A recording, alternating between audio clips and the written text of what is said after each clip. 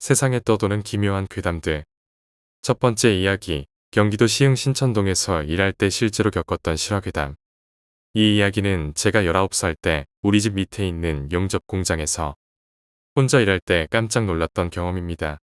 저희 집이 조그만 가구 공장을 했었습니다. 시흥시 신천동에서요. 덕분에 고등학교 3년 내내 방학 때는 놀지도 못하고 집에서 매일 일만 했었죠. 고등학교를 졸업하고 학교에서 보내준 공장으로 가서 일했었지만 너무도 짠 월급과 과도한 업무, 12시간 막교대에 일주일 간격으로 바뀌는 주간 야간, 휴일도 없이 주간에서 야간으로 바뀌는 시점에 쉬었죠. 그렇게 뼈 빠지게 일하고 한 달 월급이 40만원 정도였으니 정말 일하기 싫더군요. 그때 당시 커피숍에서 일해도 저 정도는 벌었습니다. 젊은 사람들이 다 유흥 쪽으로 빠지는 것도 저런 게 한몫한다고 생각합니다. 그렇게 다니던 섬유 공장을 때려치고 집에선 일하기 싫어서 집 밑에 있는 조그마한 공장을 어머니 소개로 들어가게 되었습니다. 그 공장은 평소에는 직원이 하나도 없고 사장님이 오다를 받아오시면 그때부터 일용직 비슷한 사람들을 뽑아서 물건을 만들고 물건을 다 만들면 또 직원이 하나도 없는 그런 공장이었죠. 마침 사장님이 자기가 없을 때 잡일이라도 시키고 공장을 지킬 사람이 필요했죠. 게다가 집도 공장 바로 윗집이니 밤에도 안심하고 일석이조로 생각하셨나 봅니다. 1년 정도 일했었는데 60만원부터 시작해서 나중엔 100만원까지 받았죠. 호이스트를 만드는 공장이었는데 용접의 용자도 모르는 제가 들어가서 하나하나 배워가면서 일을 했었습니다. 그 공장이 지금은 아파트 단지가 들어섰지만 시흥시 은행동의 낚시터 근처에 있었던 공장이었습니다. 앞에는 산이 있었고 그 산에는 경찰학교 사격장이 있었죠. 가끔 할 일이 없을 때 사격장에 가서 모래를 뒤집으면 총알도 꽤 많이 나와서 주워놓곤 했었죠. 한겨울에 심심해서 불타고 있는 드럼통 난로에 총알을 2개 넣어봤다가 총알에 맞아 죽을 뻔하기도 했었습니다. 역시나 버스 정류장에서 한참 걸어 들어와야 있는 곳이었기에 주위엔 허허벌판에 논바닥 집들 몇 채, 이런 수준이었으니 밤에는 많이 한산했습니다. 낮에도 그 넓은 공장에 저 혼자서 쇠조각이나 줍고 있고 용접으로 칼이나 만들고 있으면 적막하긴 했었죠. 그러던 어느 날 빈둥거리면서 놀고 있는 제가 보기에 안 좋았는지 사장님이 특명을 내리시더군요. 공장에 화장실이 없으니까 저기 공장 구석에다 화장실을 만들라는 겁니다. 땅을 파서 드럼통을 묶고 주위에 철판이며 나무 판자며 많으니까 화장실을 만들라고 하시더군요. 월급 받고 일하는 주제에 싫다고 할 수도 없는 거고 소변은 모르지만 대변을 볼 때는 집으로 가야 하는 불편이 있기 때문에 까짓거 만들어보자 하고 땅을 파기 시작했습니다. 한겨울이라 꽝꽝 얼은 땅을 파기 힘들었지만 땅 위에 불을 피워서 땅을 녹이고 파내려 가니까 나중엔 꽤 수월하게 파지더군요. 그렇게 한참 땅을 파는데 삽에 뭔가 톡톡 걸리면서 뼈다구가 한 무더기 나오는 겁니다. 삽과 곡괭이에 찍혀서 부서졌는지는 몰라도 뼈들이 다 부러져서 자그마했기에 이게 사람 뼈인지 동물 뼈인지 잘 몰랐습니다. 그냥 사람 뼈가 나올 리는 없으니까 동물 뼈라고 생각하고 별다른 신경을 쓰지 않았지만 땅을 다 파고 나서 드럼통을 갖다 묻고 주위에 합판으로 벽을 세운 후 함석판으로 천장을 만들고 드럼통 입구에 두꺼운 철판 조각을 용접해서 발 디딜 곳도 만들었죠. 나중엔 집에서 경첩 조각을 가지고 와서 문짝도 달아놨습니다. 다 만들고 나니 근사한 화장실이 만들어져 있더군요. 그렇게 의기양양하게 화장실을 만들어 놓고 일주일 정도 잘 사용한 듯합니다. 일주일 정도 지나서 어느 날이었습니다. 집에서 한밤중에 배가 살살 아파서 화장실을 가려고 가봤더니 화장실에 누군가 들어가 있더군요. 그냥 참고 있다 쌀까 했는데 문득 머리에 퍼뜩 드는 생각이 내가 만든 화장실이 있지. 후레쉬를 하나 들고 손에는 휴지를 뭉쳐서 쥐고 집에서 나와서 공장으로 갔습니다.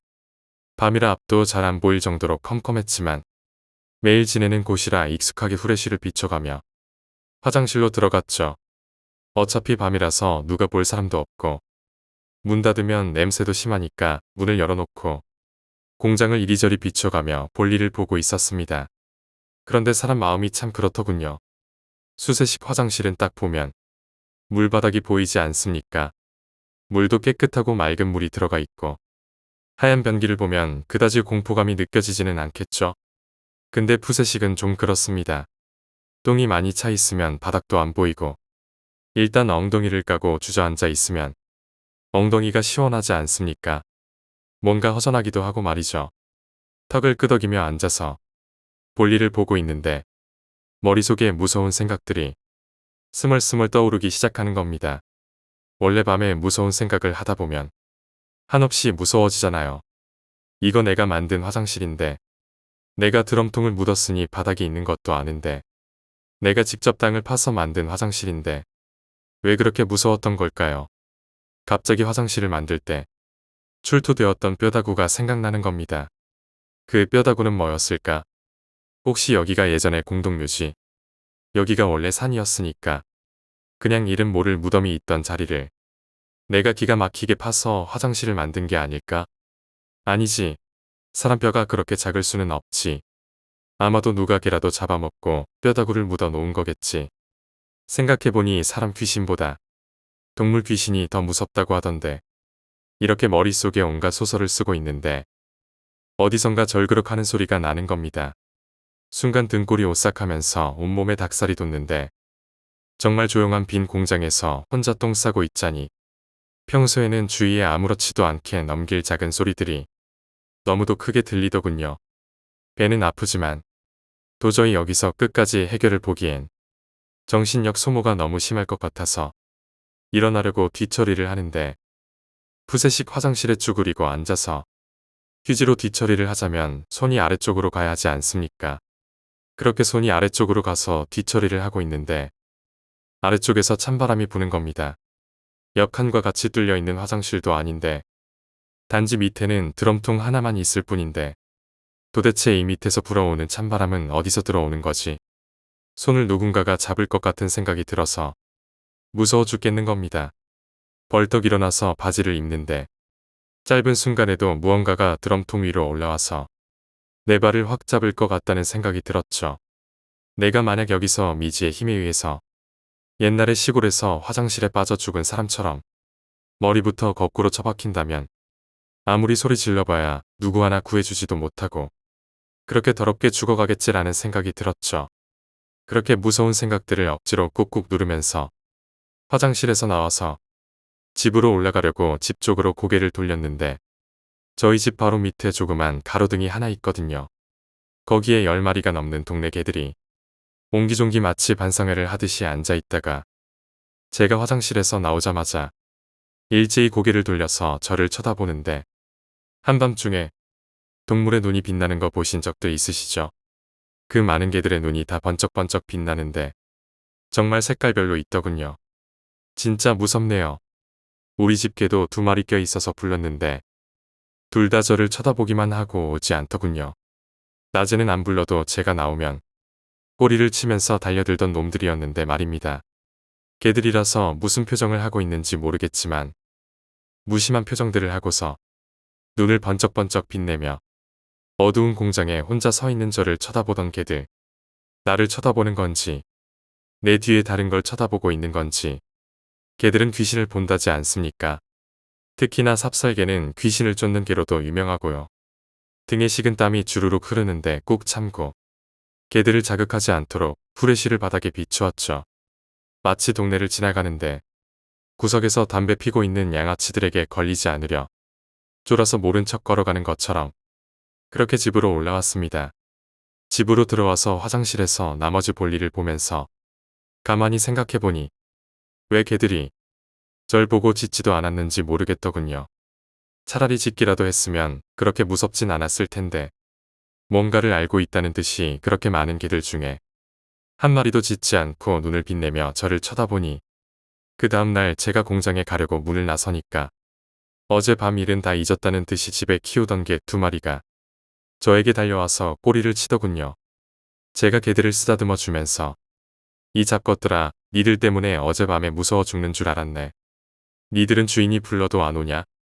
이랬더니 갑자기 2개 중에 몸이 까만 놈이 저를 확 쳐다보면서 멍멍하고 짖는 겁니다. 뭐라 하는 건지 알아듣나? 라고 잠시 생각하고 공장에 출근했는데 화장실 옆에 땅이 막 파여 있었더군요. 뭐지? 하면서 다가가 봤더니 그 자리는 제가 화장실을 만들고 남은 흙들을 쌓아놓은 자리였습니다. 무언가 머리에 떠오르는 생각이 있어서 어젯밤에 개들이 몰려 있던 곳으로 가봤더니 제가 출토해서 묻어놨던 뼈다구들이 여기저기에 흩어져 있었더군요. 깜짝 놀랐습니다. 그나저나 이놈들은 먹지도 못할 뼈를 왜 파놨을까요? 거기다 그 많은 개들이 왜 저를 보며 한 마리도 짖지 않았을까요? 또 우리 집 개들은 왜 저를 쌩깠을까? 밥도 잘 챙겨주던 주인인데 그 다음부터는 밤에는 아무리 배가 아파도 집 화장실을 이용했습니다. 두 번째 이야기, 무당집의 부적회담. 어렸을 때 저는 정말 겁이 많았습니다. 제가 기억하는 제일 어렸을 때가 2살 때쯤인데 옆집 누나들이 저를 귀여워해줘서 그 누나들이 저를 부르면 어머니가 저를 냉장고 위에 올려주셨고 저는 발발 기어서 옆집 누나들에게 가곤 했었던 기억이 있는데 그때도 저는 냉장고 위에 올라가 있는 게 무서웠다는 기억이 있어서요. 그 이외에도 서너 가지 기억이 있는데 다들 무서웠다는 기억인 걸 보면 저는 아마 어렸을 때 겁이 많던 아이였던 게 틀림없습니다. 제가 무당을 싫어하게 된 것은 6살 때부터였습니다. 어느 날 동네 형들과 옆 동네에 있는 놀이터로 놀러 간 적이 있었습니다. 그때 당시가 너무도 무서웠던 기억이었기에 그때의 기억이 마치 사진으로 찍은 것처럼 선명하게 남아 있습니다. 저는 동네 형들과 탁구공 야구를 하고 있었습니다. 탁구공으로 던지면 공이 가벼워서 커브가 나가니 너무 재밌었거든요. 그러다 제가 타자로 나서서 날아오는 탁구공을 탁 쳤는데 그게 어느 집 담장으로 넘어가 버린 겁니다. 동네 형들은 제가 친 공이니까 저보고 찾아오라고 해서 그 집 문으로 갔는데 철문은 단단하게 잠겨 있었습니다. 벨을 누르고 불러봐도 대답이 없는 게 아무도 없는 집 같았어요. 저는 담벼락 주위를 살펴보다 옛날 쓰레기통을 기억하시는 분이 있을까 모르겠지만 예전엔 쓰레기통을 담벼락 옆에다 벽돌로 만들어 놨었죠. 아무튼 그 쓰레기통 옆에 조그맣게 개구멍이 하나 뚫려 있는 것을 보게 되었습니다. 저는 그 구멍으로 기어 들어갔고 동네 형들은 뒤에서 망을 봐주고 있었죠. 그 집은 마당이 넓은 집이었는데 집에 연못도 하나 있는 큰 집이었습니다. 연못 위에는 노란 매듭이 잔뜩 달려있는 밧줄이 서너 줄 걸려 있었고 한쪽 구석엔 무엇을 태웠는지 시커먼 재가 가득 쌓여 있었죠. 나무가 워낙에 울창해서 마당은 전체적으로 어두운 편이었고 주인 없는 집에 몰래 들어온지라 두근두근 거리면서 넘어간 탁구공을 찾고 있었습니다. 주위를 두리번거리며 찾으니까 하얀색 탁구공은 이내 찾을 수 있었고 탁구공 옆에는 작은 봉투가 하나 떨어져 있더군요. 봉투는 빨간 천으로 만들어져 있고 겉에는 금색 실로 장식이 되어 있는 이쁘게 생긴 봉투였습니다. 하지만 제 어린 마음에도 왠지 찝찝한 기분이 드는 거였지만 형들에게 보여줄 심산으로 그걸 주머니에 집어넣고 집 쪽으로 다가가 봤습니다. 어차피 주인은 없는 집이니 말이죠. 제가 어렸을 때부터 동네 형들과 나쁜 짓을 하고 다녔었습니다. 쪽팔린 이야기지만 새벽에 약수터에 간다고 하고선 동네 형들과 새벽에 몰려다니면서 문 닫은 슈퍼 같은 데서 빈 병을 박스채로 몇 박스씩 훔쳐와서 다른 슈퍼에 팔아먹곤 했거든요. 그 당시 다 팔면 몇천 원씩 나와서 엄청 큰 돈이었죠. 저는 형들이 시킨 대로 집안에 저금통이라도 하나 있으면 집어 가져가기로 심산으로 조그만 틈마루에 미닫이 문을 슬며시 열어보니까 열리더라고요. 조금 열고 안을 몰래 살펴봤는데 웬 불상 같은 게 하나 있고 사방엔 무서운 그림들이 가득 붙어 있었죠. 향 냄새에 촛불이 몇 개 켜져 있는 그런 분위기였습니다. 하지만 저라고는 다른 왠지 불안한 분위기였는데 방바닥에 웬 사람이 하나 누워 있었습니다. 그래서 제가 사람이 있구나 하고 슬며시 뒤돌아섰는데 누워있던 사람이 갑자기 벌떡 일어나서 문 쪽으로 달려오길래 저는 깜짝 놀라서 비명을 지르고 도망갔습니다. 그 사람은 웬 아저씨였는데 문을 확 열고 저한테 뭐라고 고함을 질렀는데 그 말들은 기억이 안 납니다. 아무튼 전 개구멍으로 잽싸게 나와서 무작정 뛰었고 밖에서 망을 보던 형들은 제가 뛰니까 걸린 줄 알고 저랑 같이 뛰어서 우리 동네까지 도망을 왔습니다. 형들이 왜 그러냐고 물어보길래 저는 제가 본 것을 그대로 이야기하고 주머니에 들어있는 빨간 봉투를 보여주니까 그 중에 제일 나이가 많은 형이 그래봐야 국민학교 3학년이지만 이게 부적이라는 거라고 가르쳐 주더군요. 그리고는 저에게 말하기를 네가 본 집이 무당집인데 이 부적이 뭐에 쓰는지 아냐?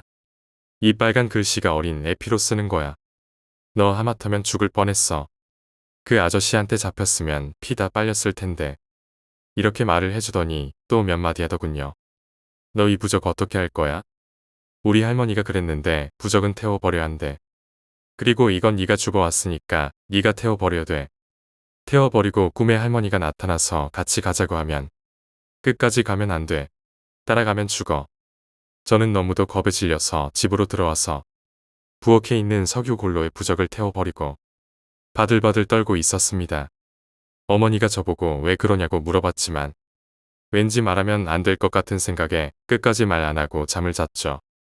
역시나 그날 밤 꿈에 웬 할머니가 나타나더군요.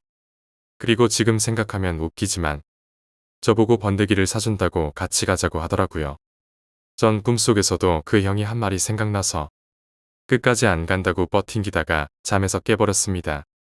솔직히 어린애가 잠자다가 깰 정도면 얼마나 악몽이었는지 공감이 갈 겁니다. 적어도 저는 어릴 때 눈 감으면 바로 아침이었을 정도로 잘 잤던 아이였거든요.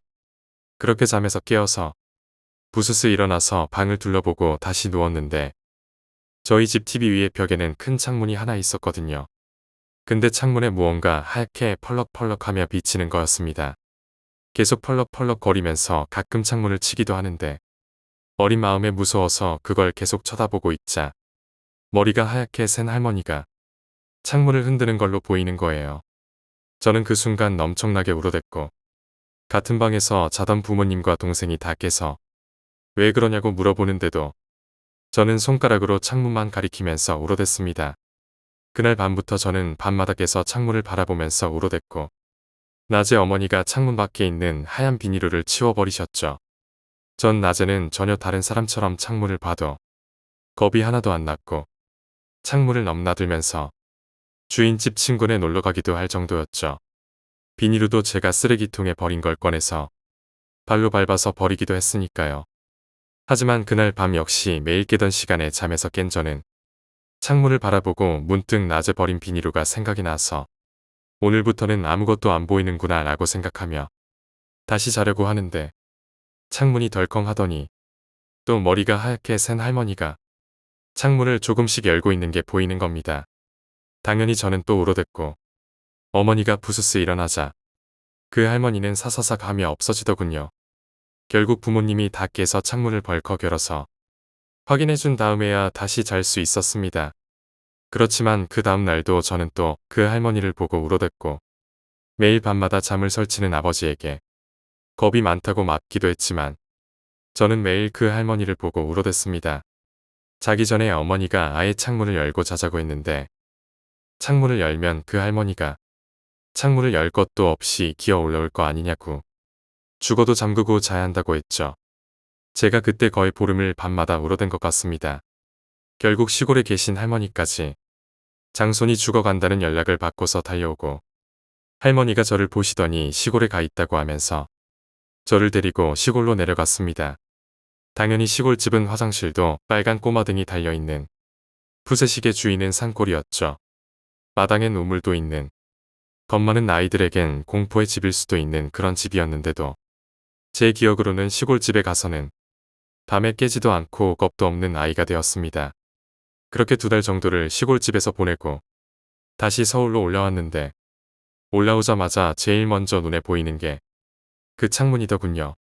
제가 시골에 내려가 있는 동안에 창문엔 방범창을 달아놨고 어머니가 방범창을 흔들어 보이면서 이 창문으로는 아무도 못 들어온다고 말씀하시는 걸 듣고 그날 밤에 잠들었습니다.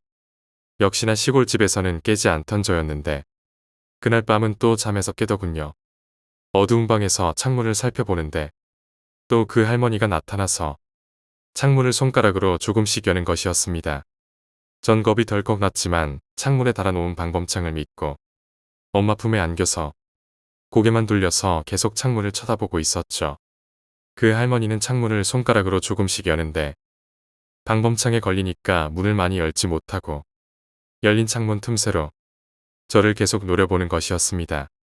정말 너무나도 많이 겁이 났지만 방범창이 있으니 들어오지 못하는 그 할머니를 보면서 저는 안심하고 잠에 들었습니다. 그날 이후로 그 할머니는 나타나지 않았고 그때가 아마 제가 겁 많던 나이에서 졸업하던 때였던 것 같습니다. 그때의 일이 너무도 공포스러운 일이었기에 거의 보름을 경기를 일으키며 울 정도로 무서웠었죠. 그 이후로는 웬만큼 무서운 건 무섭다고 느껴지지도 않을 정도였습니다. 지금 생각하면 아마 제가 헛것을 본 것 같습니다. 그 창문 밖은 주인 집 마당이었기에 지나가는 사람이 들어올 일도 없었고 물론 그래서 그전에는 방범창을 할 필요도 없었죠. 또 부적을 태우고 그 형 말대로 할머니가 나타나는 것도 너무 자기적인 걸 보면 그 형도 국민학교 3학년짜리인데 알면 뭘 안다고 저에게 그런 말도 했겠습니까? 아무튼 제가 헛걸었든 정말 할머니 귀신을 보았던 간에 지금까지 살면서 그때의 공포보다 더한 공포는 느껴보지 못했습니다. 세 번째 이야기, 단독주택 괴담. 그 집은 도시에 있는 단독주택이었고 우리 가족이 살던 집 중에선 가장 넓고 비싼 집이었어. 보기에 화려하진 않지만 나름대로 괜찮은 집이었지.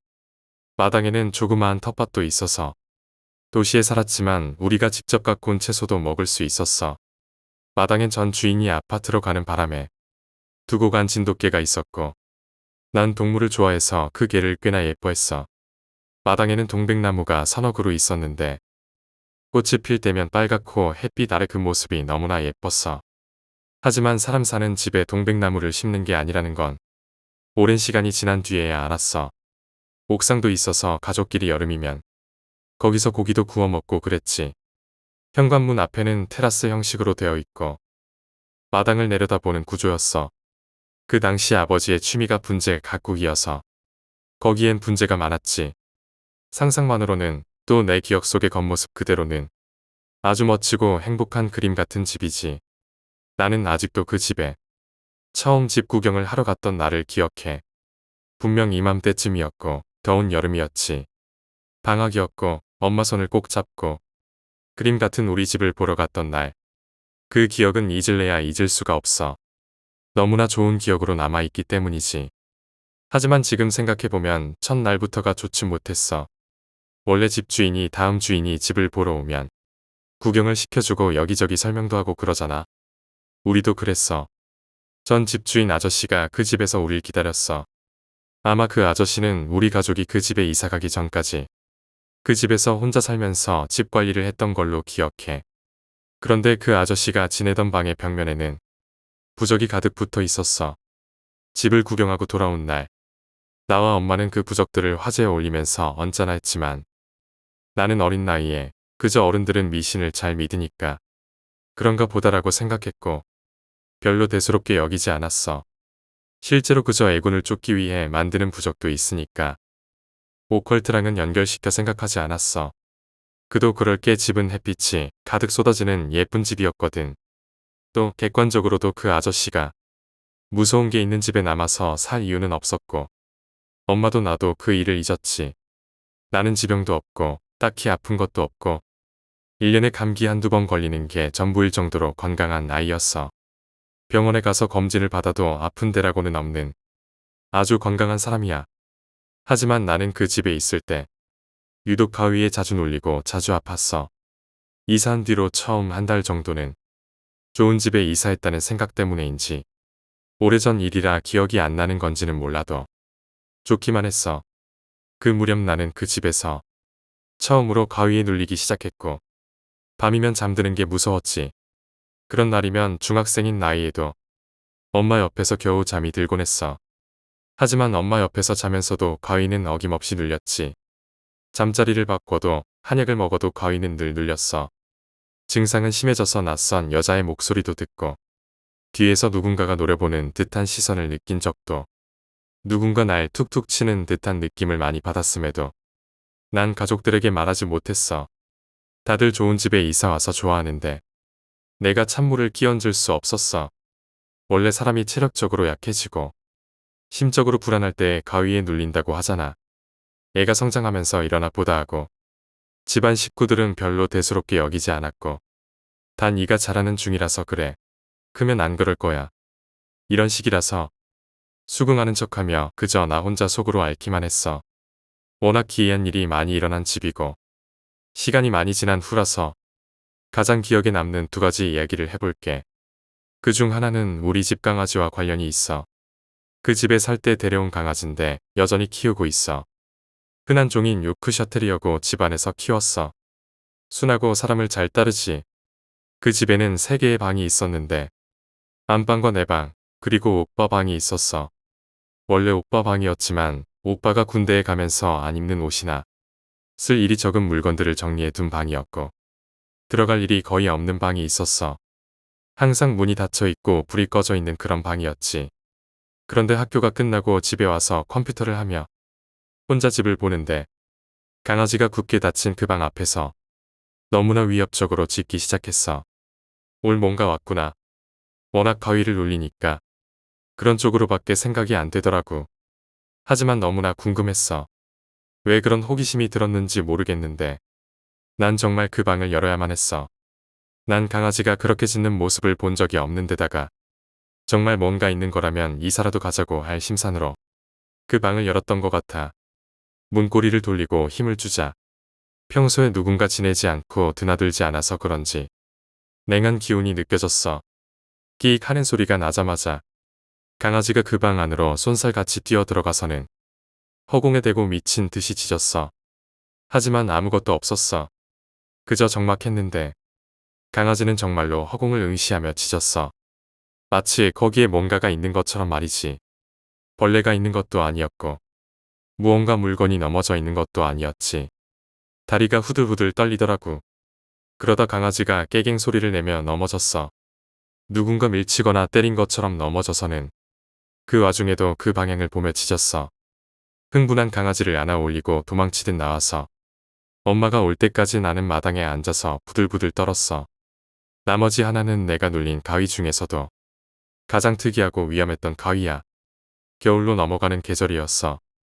거실 바닥에는 도톰한 카펫이 깔렸지. 카펫은 거실 중에서도 안방에 가깝게 깔렸어. 그날 나는 내 방에서 잠들었어. 항상 엄마 옆에서 잤는데 그날만은 그러지 않았어. 왜였는지는 잘 모르겠어. 한참 자는데 문득 어슴풀에 잠이 깼어. 깊은 밤이었지.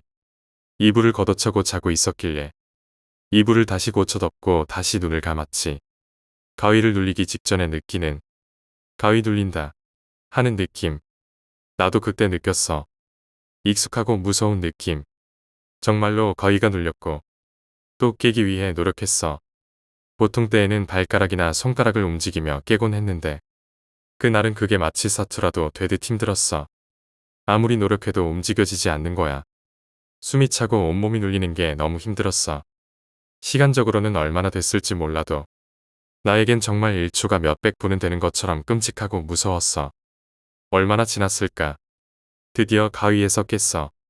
하지만 그 영향 때문인지 몸이 너무나 무겁고 아픈데도 기어서 방을 나갔어. 눈도 잘 떠지지 않았는데 그저 몸이 기억하는 대로 앞도 제대로 못 보면서도 엄마한테 가고 싶었어. 그 방에서 혼자 잘 수가 없었던 거야. 아기가 기어가는 것처럼 기어서 거실을 가로질렀어. 손끝에 거실 바닥에 깔린 카펫 자락이 만져졌어. 도톰하고 부드러운 촉감. 분명 카펫 자락이었어. 그리고 끝자락이 만져졌어. 카펫 끝이다. 이 앞이 안방이야. 하고 손을 뻗어서 문고리를 잡았어. 너무나도 반가워서 눈물이 나더라고. 달칵하고 문고리를 돌려 열고 눈을 떴는데 무거운 힘이 날 눌러서 무너져 내림과 동시에 나는 내 방 문을 열고 내 방을 마주하고 있었어. 내 눈앞에 내 방이 얼마나 을씨년스럽고 소름 돋게 느껴졌는지 몰라. 땀이 비오듯 하고 눈물 범벅이 되어서 안방에 뛰어갔던 걸로 기억해. 그 뒤로 집안 식구들이 내가 정말로 가위 때문에 힘들어한다는 걸 알려줬고 그 집에서의 생활은 1년 만에 이사를 하면서 끝났어. 왜냐면 그 집에 살면서 아빠의 사업에도 문제가 생겼고 엄마는 대수술을 받아야 했고 두 분 사이가 나빠지면서 이혼까지 하셨거든. 그리고 당시에 내 방은 첫날 인상 깊게 보았던 전 집주인 아저씨가 부적으로 도배를 해두었던 그 방이었어. 유독 나만이 그런 현상을 경험했기 때문에 지금도 아빠나 엄마에게 그 얘기를 하면 별로 믿어주진 않는 것 같지만 그 집에 살며 좋은 기억보단 나쁜 기억이 많았다는 데에는 다들 동감해. 그 집에서 지금 사는 이 집으로 이사한 뒤로는 단 한 번도 가위를 눌린 적이 없어. 낯선 여자의 목소리도 듣지 않고 누군가 나를 보는 시선도 느끼지 않아. 누군가 나를 툭 치는 듯한 느낌도 받지 않지. 강아지도 이 집에선 그런 적이 없고 지금도 그 집을 생각하면 소름이 돋곤 해. 네 번째 이야기, 무당이 실제로 겪었던 손님들에 대한 이야기들. 첫 번째로 초등학교 2학년짜리 여자애를 데리고 오신 손님이 계셨어요. 애가 이상해서 여기저기 무당집을 전전했는데 다 신내림을 받아야 한다고 했다더군요. 그러던 찰나 우연찮게 제 얘기를 듣고 오신 손님이었지요. 당시 저는 연차도 오래되지 않았고 신딸을 낼 생각이 아예 없었기에 애만 봐주고 돌려보낼 생각이었죠. 근데 몇 날 며칠을 찾아오시더라고요. 애를 죽게 냅둘 거냐 하시면서요. 결국엔 애를 일단 살려야겠다는 생각이 들어서 내림을 해주겠노라 해놓고 이것저것 일에 관련된 얘기들을 진행 중이었죠. 잘 진행되는가 싶었는데 금전적인 부분에서 제가 말한 금액보다 돈을 더 불렀다는 거예요. 본인 신랑한테요. 그러면서 신랑한테 전화 오면 자기가 말한 금액으로 얘기를 해달라고 하더라고요.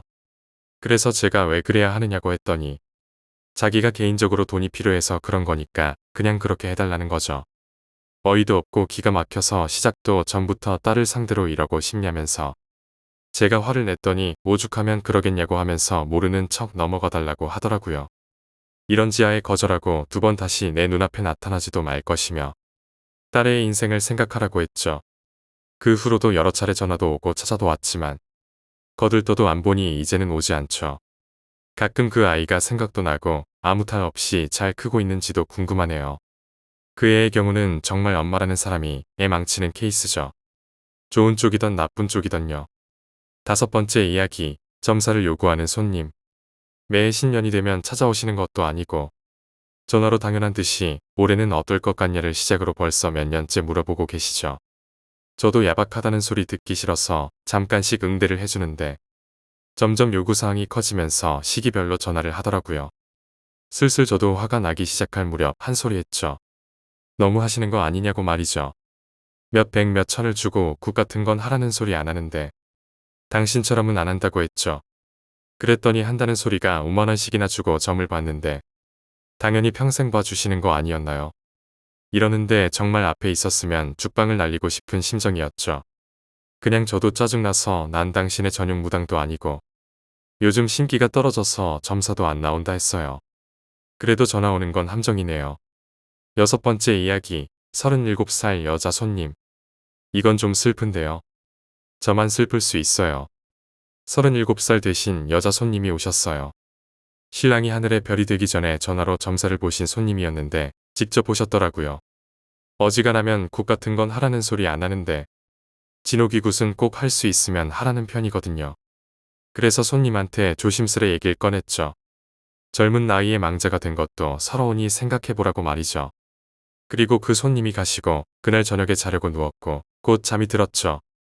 저는 꿈이라고 생각했는데 아침에 언니가 말하길 어제 저녁 생각나? 이러더라고요. 제가 자다 말고 일어나서 갑자기 막 울더래요. 언니가 놀라서 왜 그러냐고 했더니 제가 다른 사람 목소리로 내 마누라가 끓여주는 차돌박이가 들어간 된장찌개가 먹고 싶고 큰딸도 보고 싶다면서 막 울더래요. 전 꿈인 줄만 알았거든요. 금전적으로 부담될까봐 손님한테 전화도 못하고 어쩌나 하고 고민하던 차에 그 손님한테 전화가 오더라고요. 울면서 신랑이 꿈에 나왔는데 차돌박이가 들어간 된장찌개가 먹고 싶다면서 울더래요. 큰딸 이름을 부르면서 초등학교 입학식도 못 봐서 미안하다고. 저도 울고 손님도 울고 사실대로 얘기했죠. 어제 이런 일이 있었다고요. 지금은 그 손님과 언니 동생 사이네요. 일곱 번째 이야기, 무서운 외모의 여자 손님. 저는 예약이 아니면 절대 점사를 보아주지 않아요. 근데 하루는 지나가던 손님이 벨을 누르네요. 아무 생각 없이 문을 냅다 열었는데 앞에 서 계신 여자분이 너무 무섭게 생긴 데다 나 무당이라고 이렇게 얼굴에 써 있는 거예요. 그래서 일단은 문을 열었으니까 무슨 일이세요? 라고 했죠. 당연하게도 저쪽에선 전 보러 왔는데요 이러겠죠. 제가 지금 집주인 없다고 뻥쳤어요. 무서워서요. 그리고 문을 잽싸게 닫으려고 하는데 이 손님이 문을 잡고 안 놔주는 거예요. 힘도 더럽게 세고요. 결국 집으로 들어와서 점사를 봐드렸어요. 나중에 왜 뻥쳤냐고 물어보시길래 무서웠다고 했더니 귀신 잡는 무당이 이렇게 소심해 이러시는데 저도 창피하더라고요. 지금은 저 손님이 제 신도 중 최고의 신도죠. 8번째 이야기, 일본에서 온 손님들. 일본에서도 점사를 보러 오시는데요. 통역이 없어도 어차피 일어가 가능하니까 대수롭지 않게 생각했다가 아주 미쳐버리는 줄 알았어요. 통상적으로 쓰는 역마살이라든가 도화살이라든가 이런 걸 일어로 쓸 일들이 없다 보니 제가 모르는 거죠. 일단은 최대한 듣기 쉽게 풀어서 설명을 해드리긴 했는데도 손님들 가시고 나니까 저의 자만이 너무 창피스럽더라고요. 그리고 눈에 들어온 것이 그 무당들이 쓰는 책이 있어요. 거기에 한문으로 적혀 있는 거죠. 얼마나 제 자신이 우습던지요. 내 자신이 이럴 줄 알았는데 내가 이 자리에 앉아서 상담해 줄 자격이 과연 있는가 하면서 고민을 한 적도 있네요. 9번째 이야기, 일본 치바의 꼬마. 일본 치바로 터고사를 지내러 갔어요. 거기에 4살짜리 꼬마 남자애가 있는데 유독 저를 따르는 거예요. 근데 가만 보니 이 애가 영안이 좀 트였더라고요. 애 엄마한테 물어보니 집에서 자주 귀신 보인다는 소리를 한다네요. 터고사 지내면서 주변에 있는 잡신 쳐내놓고 나니까 애는 괜찮아졌는데 그 과정에 있어서 제가 무서웠더라고요. 나도 무서운데 이 꼬마애는 아무렇지도 않게 있으니까 좀 뻘쭘하더라고요. 나중에 제가 토시아키쿤 저런 거 보이면 무섭지 않아 이랬더니 꼬마가 저한테 무섭지 않아 이모는 무서워 이러는 거예요. 할 말이 없더라고요. 창피해서요. 나중에 한국에 있는 제 신당에도 인사차 오셨는데 꼬마애가 갈 때 신발을 신다가 다시 벗더라고요. 그러더니 신당으로 들어가서 두 손을 곱게 모으고 가미사마 오네가이시마스 이러는 거예요. 실령님 잘 부탁드립니다. 라는 의미거든요. 정말 애들 눈에는 뭔가가 보이나 봐요. 10번째 이야기, 귀신이 나를 살려줬다. 난 어릴 때부터 귀신을 봤어. 문제는 내가 겁이 많아서 귀신을 보면 얼음이 되었지. 근데 중학교 때 그 사건 이후로는 오히려 귀신이 안 무서웠어. 내가 중딩 때 난 학원을 다녔기에 늦게 집에 들어오곤 했지. 그때도 어김없이 아는 동생을 데려다 주고 집으로 오는 중이었어. 그때 당시 우리 집 근처엔 외국인 노동자들이 머무는 숙소가 있었지. 그래서 난 뒤에서 쫓아오는 외국인 남자가 숙소로 가는 거인 줄 알았어. 그런데 갑자기 뒷목이 서늘했는데 많이 알고 있는 느낌이었어. 그래서 뒤를 돌아봤는데 그 남자가 아무 일 없다는 듯이 느릿느릿 걸어오고 있었어. 그땐 안 봤어. 주머니 속에서 반짝 빛나는 물체와 그 남자의 다리에 피투성이가 된 채로 매달린 여자 귀신 2명을 말이야. 한 여자 귀신은 머리에 칼이 박힌 채로 피를 흘리는 모습으로 살려달라고 외치며 다른 여자 귀신에게 애원하고 있었고 다른 여자 귀신은 남자의 다리에 매달려 최대한 그를 방해하는 모습으로 날 보며 도망가를 외치고 있었어. 그리고 그 순간 아빠가 말했던 이야기가 떠올랐지. 요새 우리 동네에서 여자를 살해한 사람이 있다고. 벌써 2명째라서 당분간 학원을 쉬자고 했던 이야기야. 아빠 말을 들을 걸 하며 후회가 되었지. 그 짧은 순간에 말이야. 그리고 뒤를 돌아서 냅다 뛰면서 폰을 들어 단축번호 0번을 눌렀어. 내 폰의 단축번호 0번은 경찰서야. 혹시 몰라서 해놨는데 다행이었지. 뛰면서 경찰서에 전화를 걸어서 도와달라고 했지. 그러면서 뒤를 돌아봤는데 맙소사. 그 남자가 칼을 들고 쫓아오는 거였어. 욕설을 중얼거리며 날 죽이면 너도 죽게 될 거야를 외쳤지. 순간 그 남자가 움찔거렸어. 그 순간 아까 나보고 도망치라 했던 귀신이 길 건너에 있던 차에 다가가더니 차의 전조등을 켰어.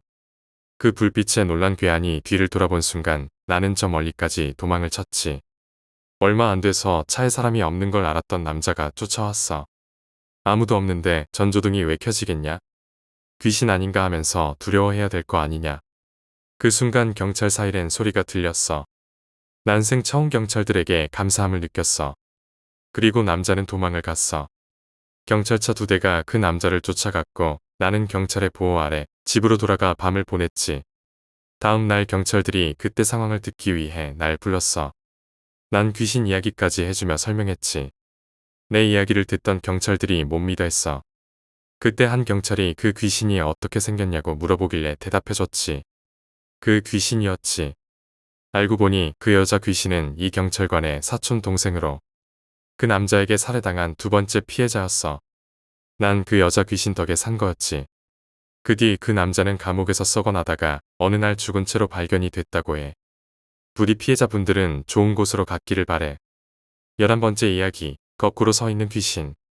실제 제가 겪은 이야기입니다. 제가 18살 때 저희 집은 반지하에 살고 있었습니다. 방은 1개 그리고 주방 겸 거실이었습니다. 방에선 누나 둘과 함께 셋이서 잠을 잤어요. 어머니 혼자선 주방 겸 거실에서 자고 있었습니다. 본론으로 들어가겠습니다. 그날은 큰 누나 친구가 놀러와서 누나들 셋과 제가 같이 잤습니다. 넷이서 자고 있는데 새벽이었을 겁니다. 시간은 못 봤고요. 제가 잠시 눈을 떴는데 오른쪽 편에서 누가 나를 쳐다보고 있는 것 같아서 고개를 돌렸는데 미치는 줄 알았습니다. 어떤 여자가 날 쳐다보고 있는 겁니다. 제가 본 여자는 물구나무 서기를 하고 있었습니다. 차렷 자세에서 2팔은 몸에 붙이고 머리가 땅에 닿은 상태에서 절 쳐다보고 있더라고요. 전 그 순간 고개를 돌렸습니다. 불이 꺼진 방이라 깜깜했지만 창밖에서 들어오는 불빛이 있어서 사람을 분간할 정도의 밝기였습니다. 제 왼편으로는 누나와 누나 친구가 자고 있었고요. 그런데 오른쪽으로 고개를 못 돌리겠더라고요. 너무 무서워서요. 그래도 혹시나 하는 마음에 내가 잘못 본 거겠지 하고 고개를 돌렸는데 또 쳐다보고 있는 겁니다. 너무 놀래서 욕을 하면서 불을 켰지요. 누나를 잘못 본 거겠지 할 수도 있겠지만 아닙니다. 누나는 제대로 봤습니다. 오른쪽에 누나는 자고 있었고요. 거꾸로 귀신은 누나 가슴 부위 옆쪽에서 절 마주보고 있었습니다. 전 너무 당황스럽고 무서워서 그 집에서 도망치려고 서랍들을 뒤졌습니다. 이유는 학생이라 돈이 없어서 돈을 갖고 도망치려고 옷가지들을 뒤지고 서랍들을 열었던 거죠. 돈은 없더라고요. 그래서 그냥 나가려고 방을 나왔더니 거실에서 자고 있는 어머니와 지갑이 보이더군요. 어머니 지갑을 열었습니다. 10,000원짜리가 많았습니다. 헌데 양심상 못 가져가겠더라고요. 그래서 지갑을 다시 원래 자리로 돌려놓고 밖으로 나갔습니다. 밖에서 바람 좀 쐬다가 정신이 들더군요. 다시 들어가서 방에 들어가 자리에 누웠습니다. 그런데 누나 친구가 쓱 나가더니 부모님과 통화를 하더니 집을 나가는 겁니다. 전 무슨 일인가 했지만 자고 일어났죠. 아침에 다 같이 모여 밥을 먹고 있는데 큰 누나가 이런 얘기를 하는 겁니다. 엄마 어제 우리 집에 도둑 들었었나 봐. 친구가 그러던데. 그래서 제가 그 얘기를 듣고 자초지종 설명했습니다. 내가 귀신을 봤는데 그걸 보고 정신이 잠깐 나가서 그런 행동을 했다고. 그 뒤로 일주일 뒤에는 토요일 날 어머니한테 친구 내서 자고 온다고 얘기했습니다. 자고 집에 갔는데 어머니가 넌 어제 친구 내 간다더니 안 갔어? 라고 말씀하셔서 친구 내서 자고 지금 오는 건데요. 라고 답했죠. 그러자 어머니가 말씀하시길 그럼 어제 자고 있던 그 놈은 누구야? 어머니가 낮에 어떤 놈이 벽보고등 돌리고 자고 있길래 저인 줄 알았다는 겁니다. 그러고 찜질방 가서 자고 왔다는 거라고 하시더라고요. 그 일 있고 나서 우리는 얼마 후에 이사를 갔습니다.